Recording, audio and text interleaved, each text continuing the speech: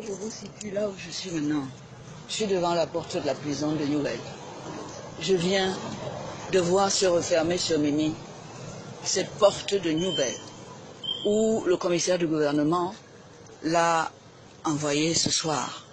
Il est quelle heure? Il est 23h15.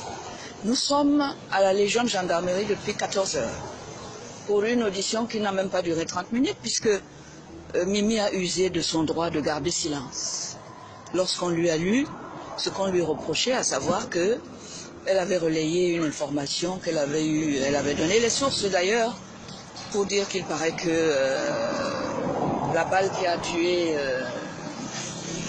des personnes là-bas au nord-ouest était une balle de l'armée régulière. Et c'est ça le crime de Mimi, parce qu'elle a repris ça en donnant les sources.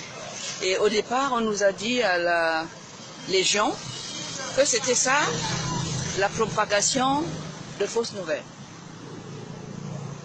Et on nous a lu la répression, enfin les textes qui répriment ça, où le colonel nous a dit que c'est des peines allant de 6 mois, 3 mois à 2 ans.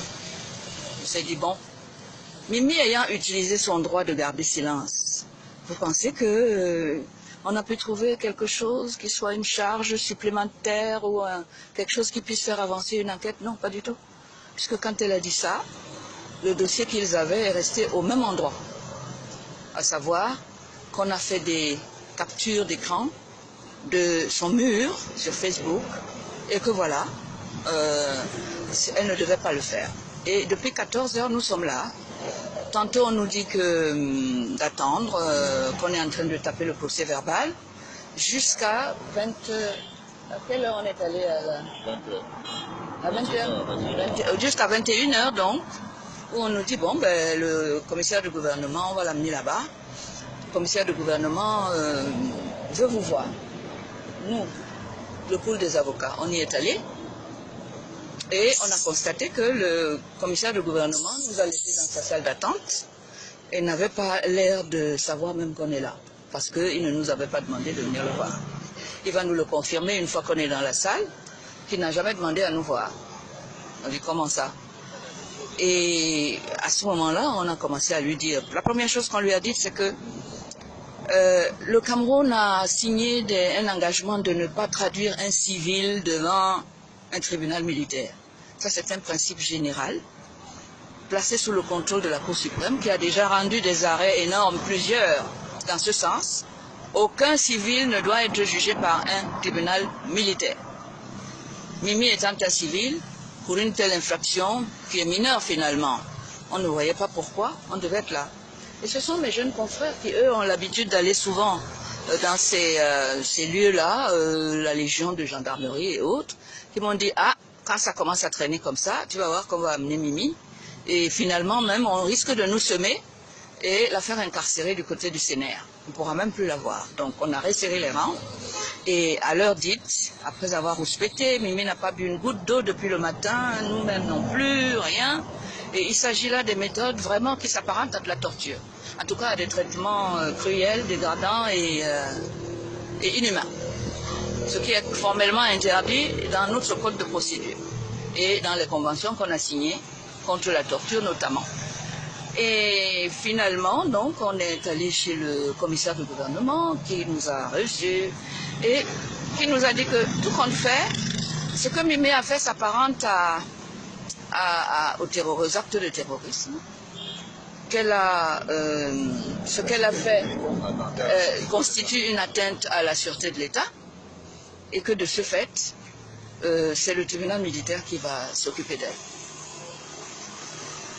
Malgré tous les arguments pertinents qui ont été soulevés par mes confrères, par chacun, il avait déjà une décision qui avait été prise d'avance. On a essayé de joindre monsieur le procureur général, qui lui-même a essayé de toucher monsieur le commissaire de gouvernement, et je pense que monsieur le procureur général n'a pas pu le convaincre, parce que monsieur le commissaire du gouvernement a dit qu'il s'agit d'une affaire militaire, il retient sa compétence, Et de toute façon, il a une hiérarchie qui est plutôt militaire. Et le procureur général a baissé les bras, bien sûr. Voilà, on n'a rien pu faire pour Mimi. Je peux vous dire que c'est la pire de mes journées depuis peut-être une dizaine d'années. Je n'ai pas versé des larmes parce que Mimi est très courageuse. Je ne voulais pas être quelqu'un qui l'affaiblit, mais au contraire, qui lui donne la force de supporter. Parce que j'ai vu comment on lui mettait les menottes. Et ça m'a complètement fendu en deux. Et nous l'avons donc accompagnée ici, à la prison. Et je crois que Mimi a beaucoup plus de courage que moi-même, qui suis ici. Et ce que je promets, en ce qui me concerne, c'est de ne pas dormir tant que Mimi est en prison. Je vais me battre jusqu'au sang pour la sortir de là. Et je suis très fière de ce que j'ai constaté. Toute cette ceinture de sécurité et d'amour que vous avez fait, vous, les professionnels de la plume, journaliste, vous n'avez pas été absent une seule seconde depuis que nous avons été amenés à la Légion de gendarmerie. Jusqu'à maintenant, vous êtes encore là. Et Mimi, je l'ai vu sourire quand chacun d'entre vous lui a fait un bisou. C'est ça la force.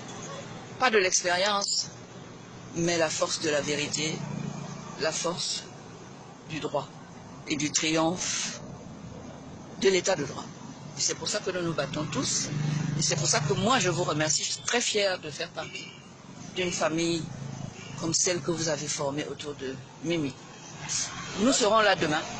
Nous serons encore là d'après-demain. On nous a laissé entendre qu'elle pourrait passer au tribunal lundi pour être déférée et jugée lundi. Nous serons là. Demain, je vais refaire un saut chez le procureur général pour prendre des forces et peut-être encore d'autres arguments. Et nous sommes prêts pour lundi.